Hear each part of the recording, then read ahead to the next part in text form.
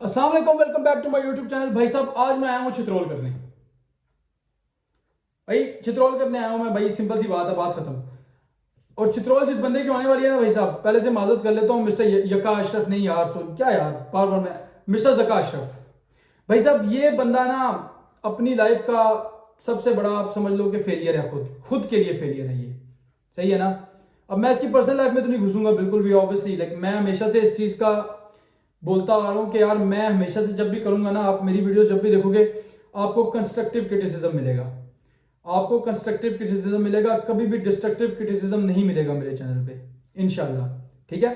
अब कंस्ट्रक्टिव से ये मुराद है कि भाई जो बातें होंगी ना, लाइक हमारे रडार में आएंगी, हम उन बातों पे बात करेंगे। हम इस चीज़ पे बात नहीं करेंगे भाई ज़का अशरफ के घर में क्या हो रहा है, ज़का अशरफ के कितने बच्चे हैं, क्या है क्या नहीं है। जहां तक वो मेरी पुरानी बात, शायद कुछ बंदे आ जाए, भाई आपने एक वीडियो में बोला था ज़का अशरफ का जो बेटा है उसको इंटरेस्ट है क्रिकेट में, इसी वजह से ज़का अशरफ ये चेयरमैन बना हुआ है, ब्ला ब्ला ब्ला। तो भाई मैं अभी भी उस बात पे कायम हूँ, बात बिल्कुल ठीक है कि ज़का अशरफ का अपना कोई इंटरेस्ट नहीं है क्रिकेट में। भाई आप खुद देखो कि वो, यार देखें सिंपल सी बात है, जब भी ज़का अशरफ, नजम सेठी, जो भी आते हैं नमूने, जितने भी नमूने आते हैं, आप इनको ये देखें ना कि यार ये जब भी आते हैं ये आके पुराने क्रिकेटर्स का टोला इकट्ठा करके, ठीक है, वो उन क्रिकेटर्स पे जो अभी करंटली परफॉर्म कर रहे हैं, ठीक है, उनके सर पे क्यों बिठाते हैं। अब मैं आपको सिंपल सी बात बता दूं, भाई हम सारे पाकिस्तानी हैं, मैं भी पाकिस्तानी हूं, आप भी पाकिस्तानी हो, ठीक है। सिंपल सी बात यह है भाईजान कि आपसे भी और मुझसे भी, ठीक है ना, ये नेचुरल है, ये नेचुरल है। एक होती है प्रोफेशनल जेलसी, ठीक है, वो हम सब में होती होती है। अब जब एक स्टार है जिसका अभी तक नाम चल रहा है, ठीक है, लेट्स सपोज, मैं किसी को भी बुरा नहीं कह रहा यहाँ पे, मैं कतन किसी को बुरा नहीं कह रहा भाई, किसी को पर्सनल अटैक नहीं कर रहा, एग्जांपल दे रहा हूँ कि आप अगर जैसे मोहम्मद हफीज को आपने लगाया हुआ है, इस टाइम मोहम्मद हफीज का अपना अच्छा खासा नाम है, ठीक है, बहुत बड़ा स्टार नहीं था वो भी, पर स्टार तो था ना, इस टाइम उसका नाम है। मोहम्मद हफीज कभी चाहेगा कि यार उसका नाम खत्म हो जाए और एकदम से किसी नए बंदे का नाम आ जाए उसकी जगह पे और वो बंदा टॉप पे आ जाए? कभी भी नहीं चाहेगा भाई, सिंपल सी बात है। मैं हूं, ठीक है, मेरे की जगह पे कोई आ जाए और मैं बोलूं यार कल को मुझे रिप्लेस कर देगा, ठीक है, और मैं कल को उसके ऊपर वाली सीट पे बैठ के ये चाहूंगा कि भाई ये बंदा मेरे से, क्या नाम है उसका, मैं उसके ऊपर वाली सीट पे बैठा हूं, पर मुझे ये नहीं पता मैं कब तक बैठा हूं। ये बात भी दिमाग में रखिएगा आप, क्योंकि ज़का अशरफ को खुद नहीं पता वो कब तक है, हफीज को क्या पता वो कब तक है। समझ में आ रही मेरी बात। हमारे यहाँ पे वर्ल्ड कप से 15 दिन पहले कोचेज रिजाइन करके जा चुके हैं। पाकिस्तान क्रिकेट में ये भी हो चुका है, आपको याद होगा मिसबा और वकार यूनुस का 2021 के वर्ल्ड कप से पहले ये भी हो चुका है पाकिस्तान में। सही है ना।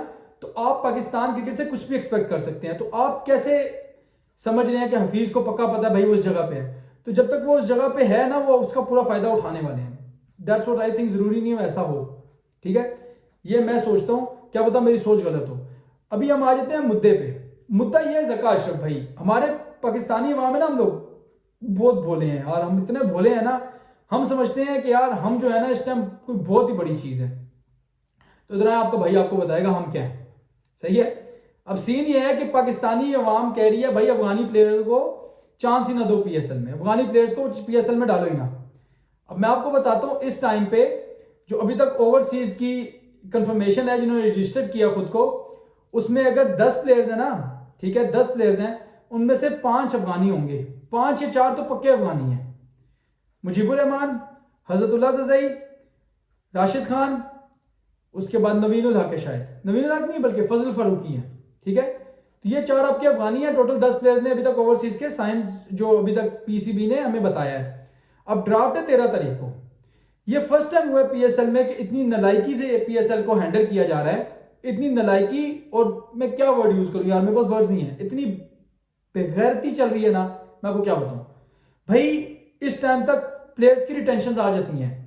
होता यह है कि जब पीसीबी के साथ प्लेयर साइन इन करता है ना कोई भी, ठीक है, पहले क्या होता था, इस टाइम तक लिस्ट आ जाती थी भाई 500-600 प्लेयर्स हैं ओवरसीज प्लेयर्स, इन्होंने अपने आप को साइन इन कर लिया हमारे साथ, तो ये लिस्ट आ गई। उसके मुताबिक हर फ्रेंचाइज देखेगी यार, अच्छा अगर तो मैं अपना ये बंदा जो है ना, ये ओवरसीज प्लेयर ये रिलीज कर दूं ना, तो मुझे मिडिल ऑर्डर में वो इससे बेहतर मिल सकता है। समझ आ रही मेरी बात की। हर टीम वो देखेगी तभी वो अपनी रिटेंशन लिस्ट देगी, ठीक है। टीमें अपनी रिटेंशन लिस्ट तब देंगी जब उनको पता चलेगा कौन कौन सा प्लेयर ड्राफ्ट में है।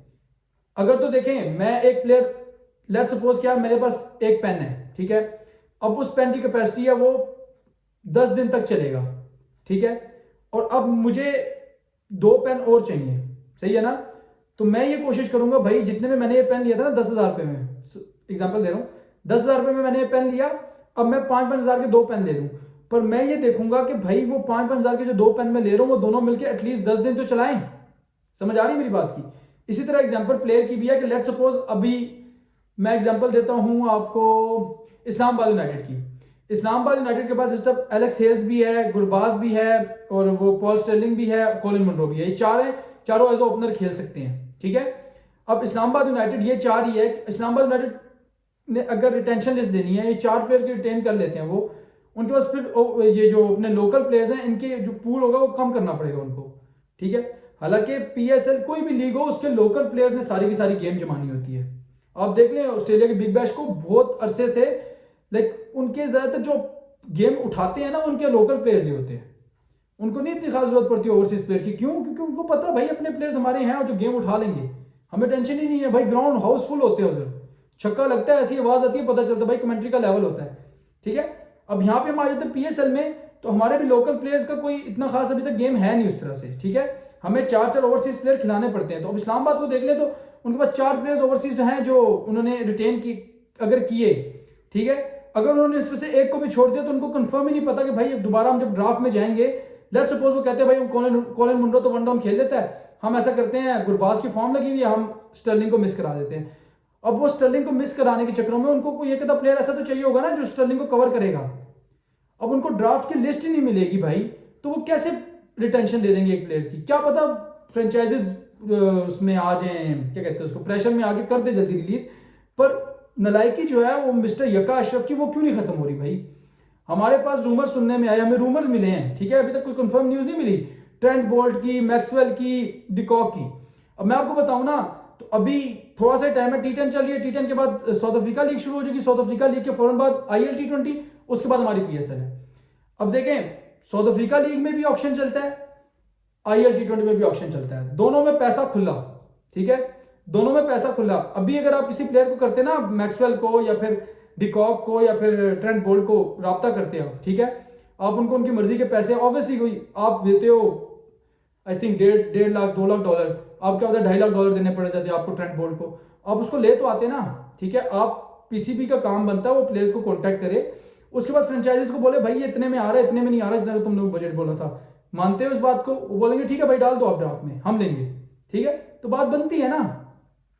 अब अभी तक पीसीबी ने पीसीबी के जो एजेंट्स हैं वो अभी तक सत्तू पी के सो रहे हैं भाई। टोटल 4 से 5 दिन, हाँ 4 से 5 दिन रह नहीं गए, आपको रिटेंशन देनी पड़ेंगी अपनी, और उनसे मजीद आगे 5 दिन बाद आपके ड्राफ्ट होने हैं, और अभी तक आप सत्तू पी के सो रहे हो, आपको पता ही नहीं आपने करना क्या है। मिस्टर यक्का अशरफ की ये हिस्ट्री चलती आ रही है, ये मैं इसको समझ नहीं आ रही, मैं इसको रिच हिस्ट्री बोलूं या फिर हमारी बदनसीबी बोलूं, कि ये बंदा ऐसा है कि भाई ये पहले से भी जावेद अफरीदी ने एक बार इसको ऑफर की थी कि भाई आप सब मेरे पे छोड़ दो, आप सिर्फ पीएसएल आप बोल दो भाई पीसीबी पीएसएल करवा रही है, और इस बंदे से तब वो कहते हैं ना टांगों में जान नहीं थी कि बोले हाँ भाई हम करवा रहे हैं, ठीक है। इससे उस टाइम पीएसएल स्टार्ट नहीं हुई, अब ये बनी बनाई पीएसएल को तबाह करने के लिए आ गया भाई।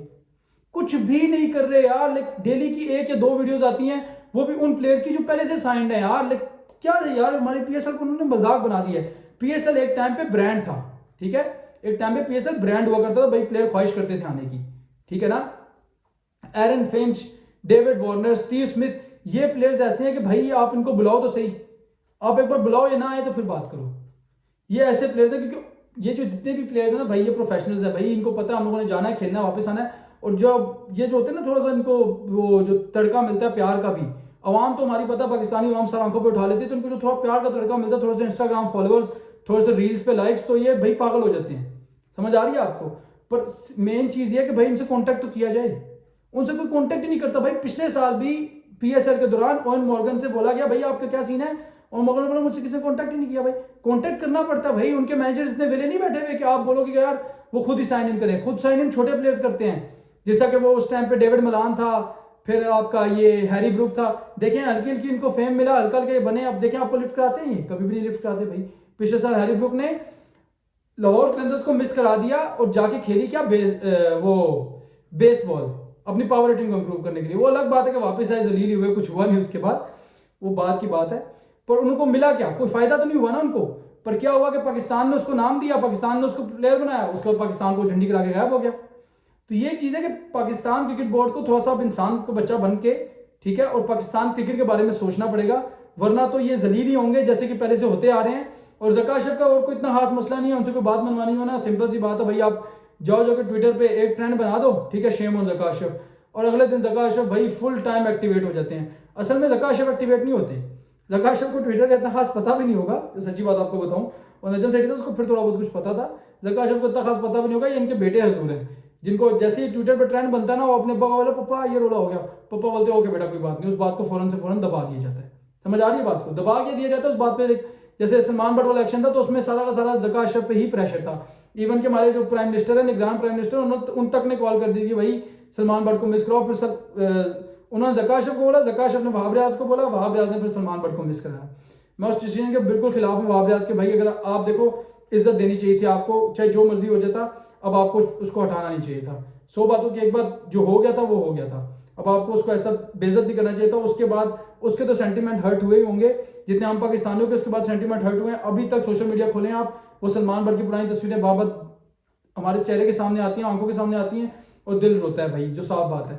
हम पाकिस्तानी बहुत इमोशनल है। बाकी मैं आपसे मिलता हूँ नेक्स्ट वीडियो में, फिलहाल के लिए दें मुझे इजाजत, अपना बहुत सारा ख्याल रखिएगा, चैनल को आपने सब्सक्राइब करना नहीं भूलना।